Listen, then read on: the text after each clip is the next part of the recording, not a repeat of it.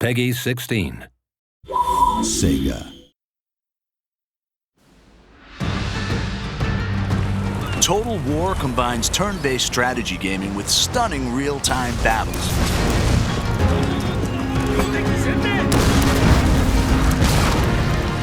Players take command of nations, armies, and generals as they battle for ultimate victory.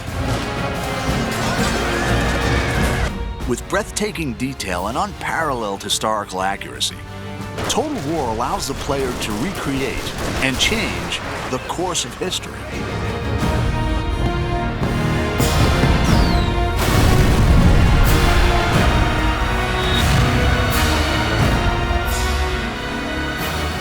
In 2011, the award-winning Shogun 2 offered new AI, streamlined controls, and a host of multiplayer features.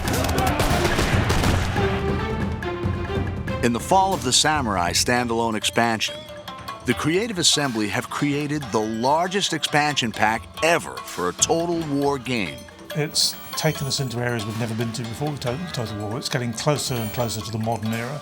I think it's exciting because it's the latest any Total War game has ever been to the modern day, the closest any Total War game has been to the modern day.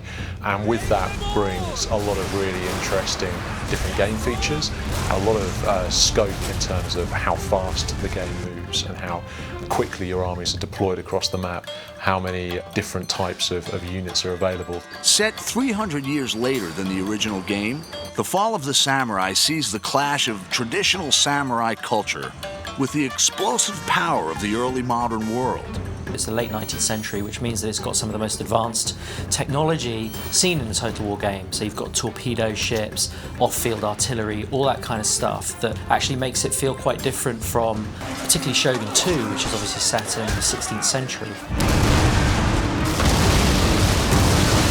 This industrial age is the most recent period ever covered in a Total War game, offering new game mechanics to please and challenge fans. I mean, Japan actually started to build railways in this period or slightly afterwards. Railways on the campaign map have quite important strategic influence in that they allow you to move armies incredibly quickly. So as you capture more and more of the territory of Japan, you can move your armies around very effectively, and it's really important for bringing your best troops to the front. Fall of the Samurai doesn't require the original Shogun 2 game, and easy-to-follow tutorials will show new players how to command the action.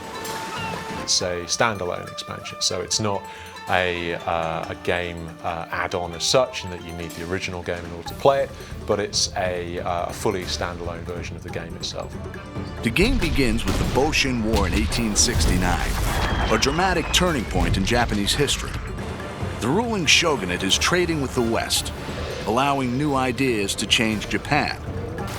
Growing unrest ignites rebellion, which threatens to overthrow the shogun and restore the emperor to power for the first time in 600 years. The shogunate had ruled Japan for hundreds of years, since the time of Shogun 2.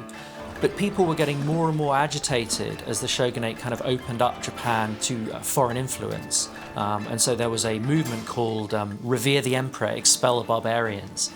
And it eventually sort of boiled up into full-blown rebellion where whole domains rise up and try and overthrow the shogunate. The player chooses a clan and decides whether to remain loyal to the shogun or to fight for the emperor. Every clan has their own unique strengths and challenges, civilian, diplomatic, or military. Each faction within an allegiance has its own clan trait, which gives it a very specific play style. Like you might have one who is more open to modernization or trade, in which case they'll have access to cheaper modern units, more money from trade with Western powers, or you may have some who are just the opposite. In the next trailer, we'll find out how the campaign and the real-time battles have been reimagined and redefined.